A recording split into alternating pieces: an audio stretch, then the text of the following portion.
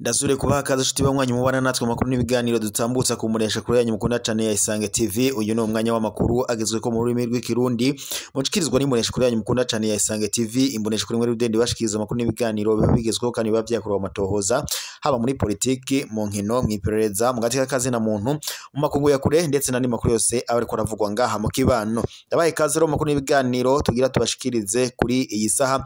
Ndabahaye mwiriwe, abandi nabo ndabahaye mwaramutse bivanye naho muherereye. Iri ni iteka munezo ntangire by'usubira kubaha yambu mwanywanyi ba Isange TV. Imbonesha kuri mwe rudende bashikiriza amakuru n'ibiganiro biba bigezweho kandi biba byakodewe amatohoza.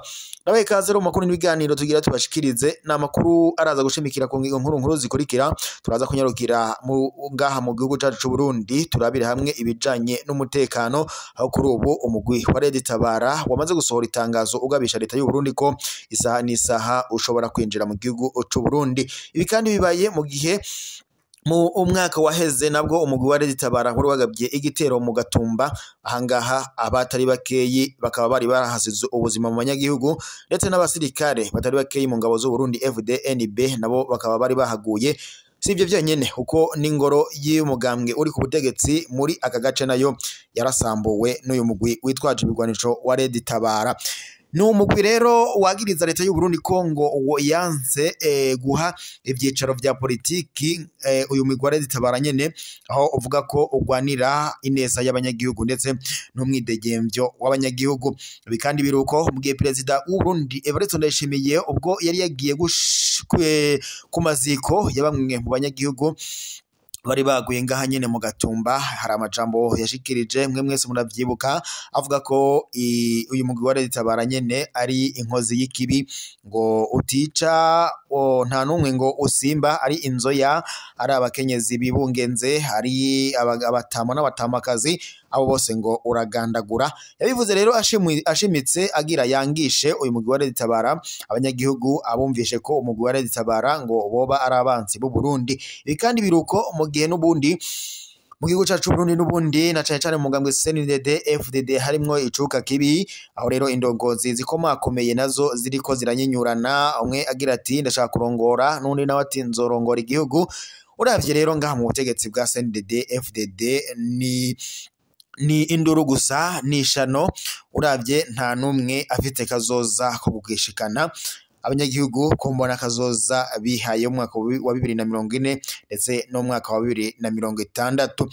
Red Tabara rero ikorera mu bumanuko bwa Repubulika Iharanira Intwaro Rusange ya Kongo, muri Kivu y'ubumanuko niho itera ituruka. Gusa leta y'u Burundi yo yagiriza leta y'u Rwanda ko ifadikanya n'uyu mugwi wa Red Tabara mu guhungabanya umutekano wa kino gihugu cyacu cy'u Burundi.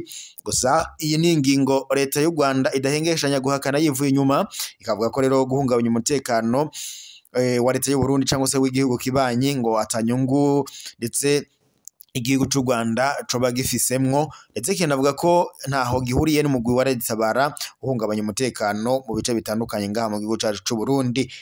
Mu minsi iheze umugwi wa Red Tabara nawo wasohoye itangazo ugabisha leta y'u Burundi, uyibwira ko ivyo byose ivuga ngo ari ibinyoma, kuko ngo Red Tabara idafatikanyije na leta y'u Rwanda mu guhungabanya umutekano, ngo na cane cane ko umugwi wa Red Tabara ukorera mu bumanuko bwa Repubulika Iharanira Intwaro Rusange ya Kongo. Ivyo rero vyamye biravugwa ko na bamwe mu banyapolitiki na cane cane abakurikiranira hafi ibya ngaha mu karere k'ibiyaga binini, atuvuga nk'abahinga mu vya politiki, bavugaga ko kuba Murantunga kuba perezida w'u Burundi Evariste Ndayishimiye atemera ko umugwi wa Red Tabara utahuka ngo ushike nawo nyene utere uhabwa ibibanza ngaha muri politiki y'u Burundi, ngo bitazokorohera umugwi cyangwa se iri Murantunge bitazokorohera leta y'u Burundi na cane cane umugambwe CNDD FDD uri ku butegetsi. Ibi kandi biranaboneka ko ngo hoba hari bamwe mu ndongozi zikomakomeye muri CNDD FDD ngo zoba zifadikanya n'umugwi witwaje ibigwanisho wa Red Tabara mu guhungabanya umutekano w'u Burundi. Ibi kandi nta nubwo binavuga ko rumwe rero na cane cane bamwe bari mu buhungiro, hari abahunze ubwo nyene biyamirizaga ikiringo ca gatatu cyo wari perezida w'ico gihe ariwe Petero Nkurunziza. Hari abahunze, hari abagandaguwe, hari abapfunzwe ndetse hari n'abariko baraborezwa igufwa gushika amagingaya. Ibi byose rero birashavuza cyane umugwi wa Red Tabara ukavuga ko abanyagihugu babohewe amaboko imugongo ngo baramiwe intwaro ya Perezida Evariste Ndayishimiye.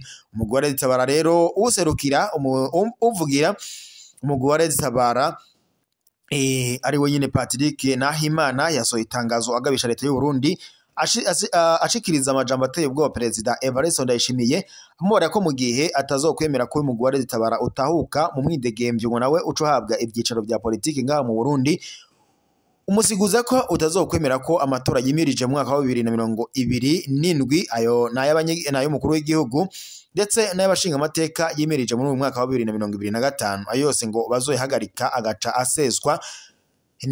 Nikete rero umuvugizi wa Red Tabara yasohoye agabisha leta y'u Burundi na cyane cyane Perezida n'intwaro ye ya CNDD bamubora ko yamaze kuryama yamaze gupfukama abanyagihugu mu nda, na cyane cyane rero ko Red Tabara ishaka guhagarika ivyo byose igaca ifata ingingo yo kugira ngo abanyagihugu b'u Burundi babandanye kubaho mu mwidegemvyo.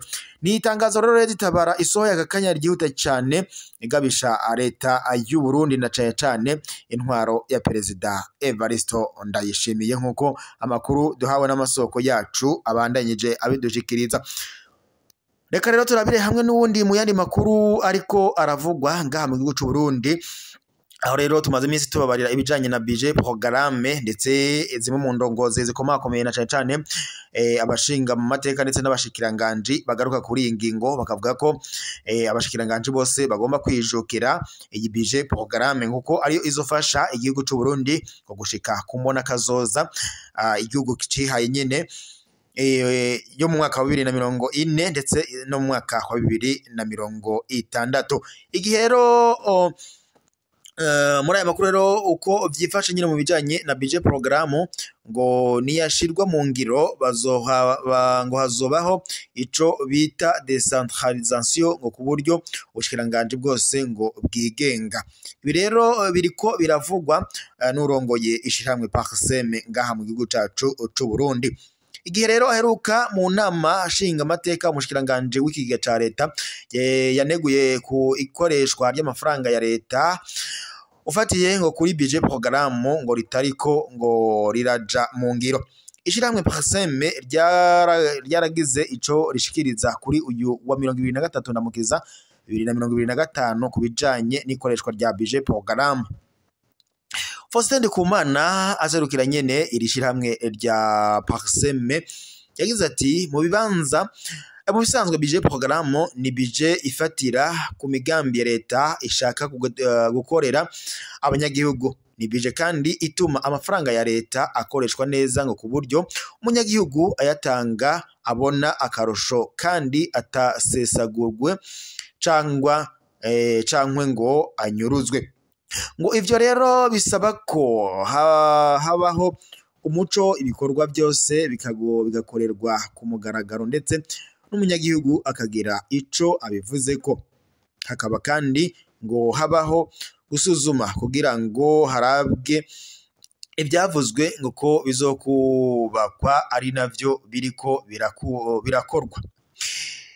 Iyo nteguro rero ifatira ku migambi y'igihugu kandi abashikiranganje bakayitegura ku myaka myinshi ico bita rero budget programme de long terme na moyenne terme. Muri ico gihe rero ubushikiranganje buca butegura imigambi yo mu mwaka ufatiye kuri imwe buzokora mu gihe kirekire kandi ngo nibaza ko niba ni nabo ngo baza kubisigikira mu nama shikiranganje kugira ngo berekane ingene bazokirangura.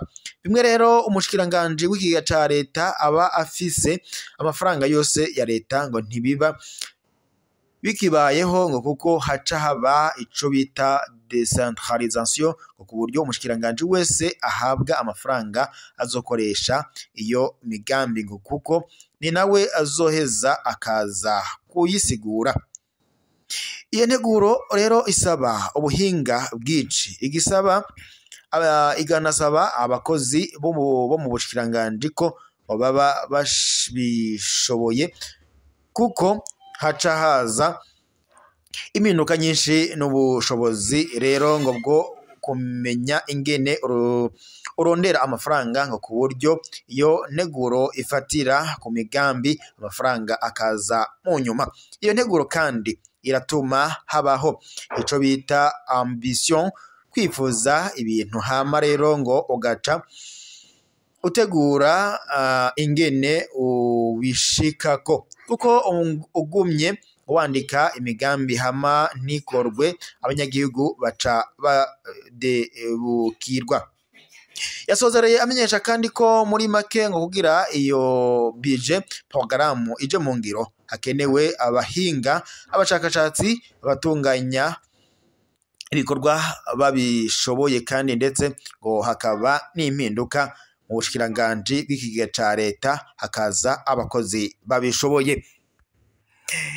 Ngivyo rero Faustin, ngivyo rero nyene nivyo Faustin Ndikumana yashikirizaga agaruka ku bijanye na budget programme, asaba abashikiranganji bose ko bokwijukira ubu buryo kugira ngo imigambi leta yiteguye kurangura izoshigwe mu ngiro kandi neza.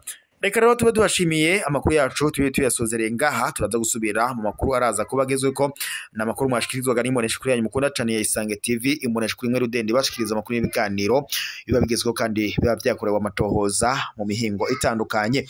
Reka rero mbashimire mwese mwari muri kumwe natwe makuru y'ibiganiro twabashikirizaga, badukugiraga bari mu bice bitandukanye bigize igihugu cyacu cy'u Burundi, abari mu bisagara bitandukanye, amazone atandukanye, mwese turabashimiye ko mwari kumwe natwe. Reka tube dusozereye ngaha, turaza gusubira mu makuru araza kubagezweho.